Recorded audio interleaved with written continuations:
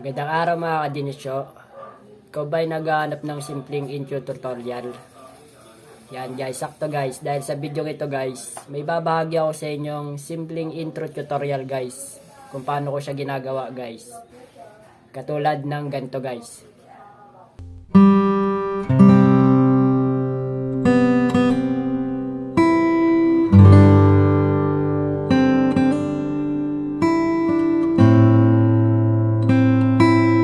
O kung gusto niyo naman guys, tulad ng mga like and subscribe guys, tulad naman ng ganito.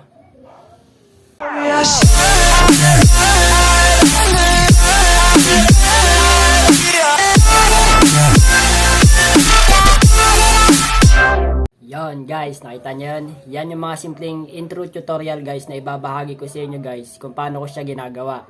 So kung magustuhan nyo to guys, aking ginawang munting tutorial guys, pa-like and subscribe naman ang ating munting YouTube channel guys. Tulong na lang din sa akin guys. So hindi pa ako ganun kagaling dito guys sa paggawa ng mga ganito guys. Medyo nag-aaral-aral pa lang din ako. So binahagi ko lang din to sa inyo guys yung konting kaalaman na tututunan ko guys. Para kahit paano guys, meron din kayong matutunan o malaman nyo yung mga diskarte kung paano siya ginagawa. Tara guys, punta tayo sa ating home recorder ng ating cellphone. Let's go! So, ito guys, mga kadensyo. Nandito tayo ngayon sa ating home recorder ng ating cellphone. Tuturo ko sa inyo guys, step by step guys, kung paano tayo makakapagbuo ng ating mga simpleng intro guys sa ating mga YouTube channel guys na i-upload natin. So, ang unang step guys, punta kayo sa inyo mga Google o Google Chrome guys kung meron kayo. Kahit na anong Google site guys. Click nyo yan guys. Tapos, punta kayo sa search. Search nyo guys yung ano guys, Pansoid. Ayan guys. Pansoid intro. O kaya pansoid.com na lang guys. Pansoid.com. Yan guys. Ganito yung lalabas guys pagka na-search nyo na siya. Makita nyo clip maker, backgrounder, tsaka video editor. So ang gagawin nyo guys, ang i-click nyo guys, itong ano nasa unahan yung clip maker. Yan guys, dadali niya kayo sa gantong site. Pag nandito na kayo sa gantong site guys, dahil intro yung kailangan nyo guys, maghanap kayo ng ano guys, i-slide nyo lang siya guys pataas. Hanap kayo ng may mga nakasulat na name. Kung wala kayo makita dyan guys, punta kayo sa may taas yung new project guys. Click nyo yung new project. Yan guys. Ito katulad nito guys, may lumabas your name. Pwede tayo dyan. Pero tingin pa tayo ng iba.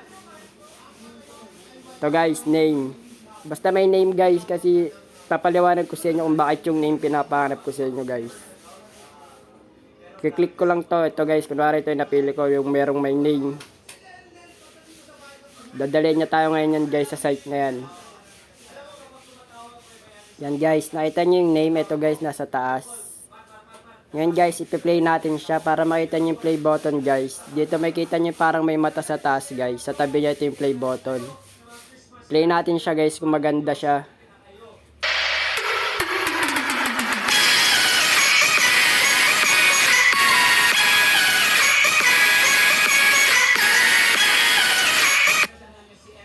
Yan guys, napakasimple lang. Di siya gano'ng nagbabago. Hanap tayo ulit ng iba.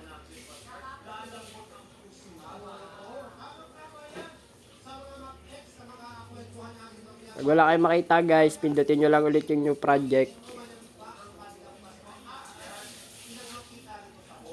Yan guys, may lumabas na ulit. Name. Click nyo lang ulit si name. Tapos play nyo lang ulit guys dito sa taas.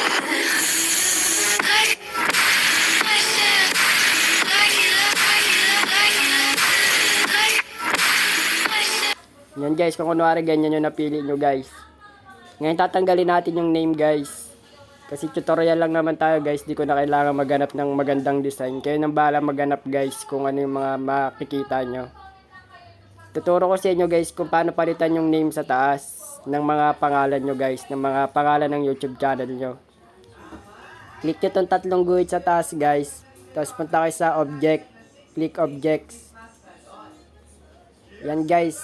Kaya puro name lang yung pinapahanap ko sa inyo guys. Kasi ganito may kita nyo sa taas. Yung group text name. Sa text name tayo guys. Pupunta kasi magpapalit tayo ng ano ng name. Click nyo lang yan guys. Tapos sa baba may kita nyo yung ano dito guys. Yan yung 3D text. Tapos name. Click nyo yung name guys kasi papalitan nyo ng name channel ng YouTube nyan guys. Erase nyo lang.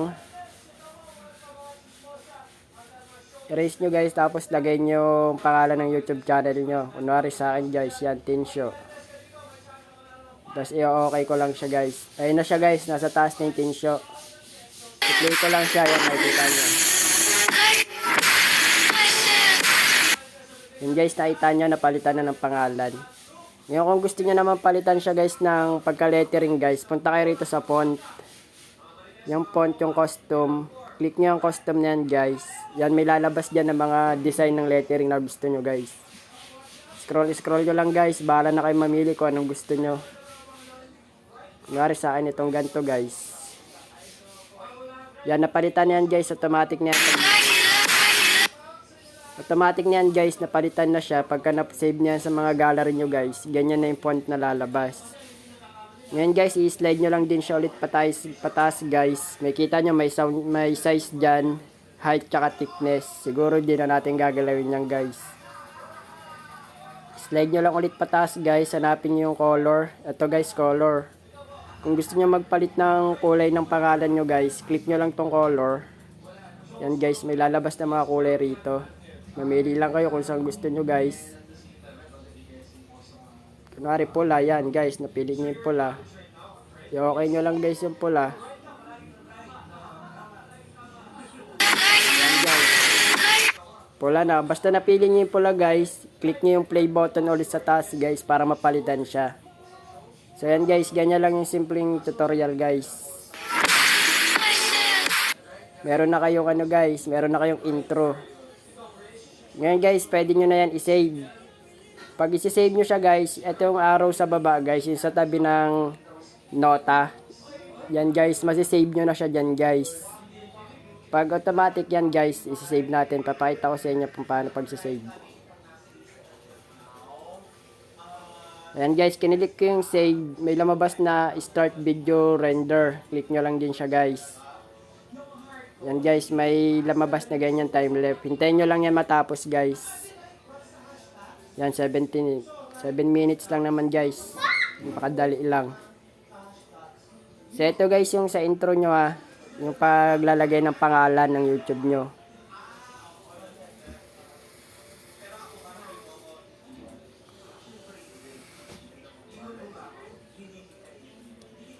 Hintayin lang natin guys para makita nyo kung paano siya masave. Kasi yung iba guys, hindi alam kung paano siya i-save eh. Hindi siya makita kagad kung paano i-save. So medyo mahaba to guys, medyo matagal.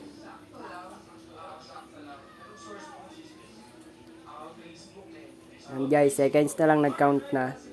So pagtapos nito, tuturo ko naman sa inyo guys kung paano naman kayo kukuha ng like and subscribe na gusto nyo guys. Halos ganun din naman yung ano guys, yung pattern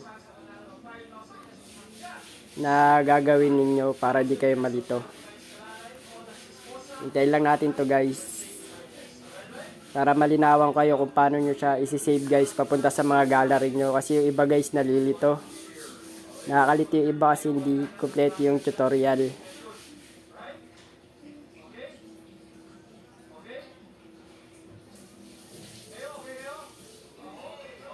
Yan, konti na lang guys.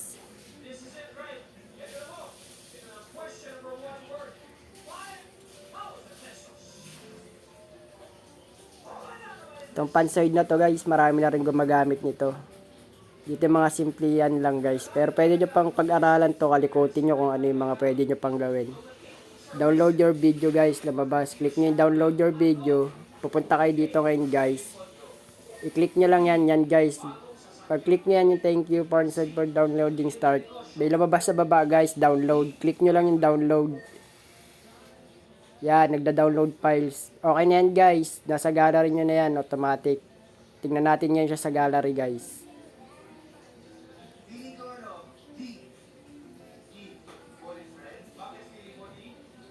Yan guys, nasa gallery ko na yan.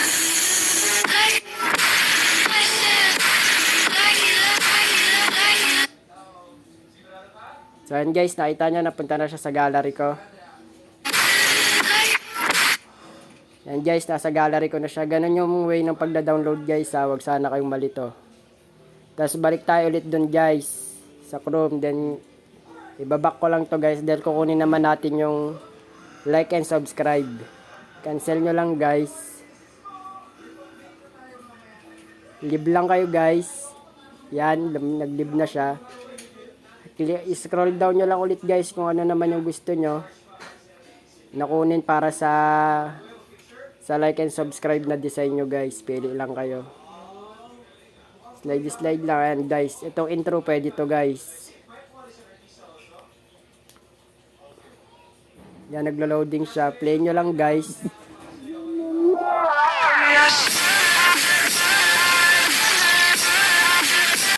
So yan guys, nakita nyo naman kung paano ko siya piniplay sa taas, diba? Ngayon para malaman nyo kung pwede nyo palitan yung name na intro guys, click nyo lang ulit yung tatlong guhit sa taas. Punta kayo ulit sa object guys, itong pang-apat. Click object. Pag nakita nyo walang nakalagay na text name guys, ibig sabihin hindi siya pwede guys. Hanap kayo ulit ng iba. Ito guys, yung name.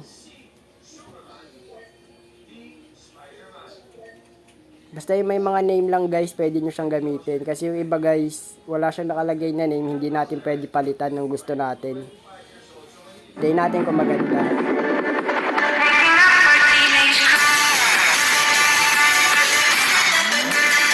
So ayan guys, pwede na siguro yan guys. Click nyo lang ulit yung tatlong guhit sa taas guys, para makita nyo kung pwede nyo siyang palitan. Then yung object ulit. Click object. Ayan guys, nakita nyo may text name. Pag may ganyan kayo nakitang text name guys, ibig sabihin pwede nyo siyang palitan ng pangalan na gusto nyo. So dahil meron na kayong pangalan ng YouTube channel nyo guys, lagay nyo naman tong gusto nyo, yung like and subscribe. So ayan guys, meron na tayong like and subscribe guys. So tatlo yung name, papalitan nyo yan lahat guys.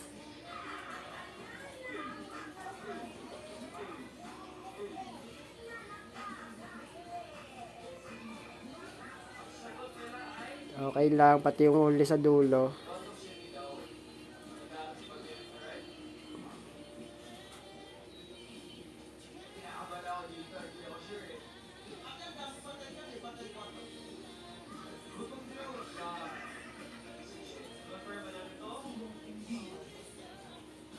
So yan guys, play nyo siya ulit ngayon dito sa may taas guys. Para makita.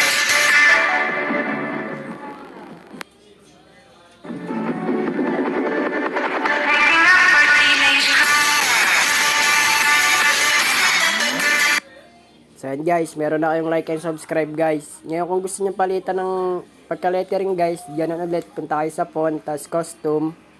Hanap kayo ng gusto nyo lettering guys, na kung anong trip nyo maganda dyan, bahala na kayo guys. Bahala na kayo mamili guys ng gusto ninyo. Tas nyan guys, wala na kayong babaguhin dyan. Kung gusto nyo baguhin yung color guys, punta lang kayo sa color guys, click nyo yung color. Hanap lang kayo, kunwari gusto nyo gantong color, play nyo lang siya. Yan, ganyang color gusto nyo guys, play nyo lang siya, mapupunta na siya rin guys. Magiging color nyo na yan.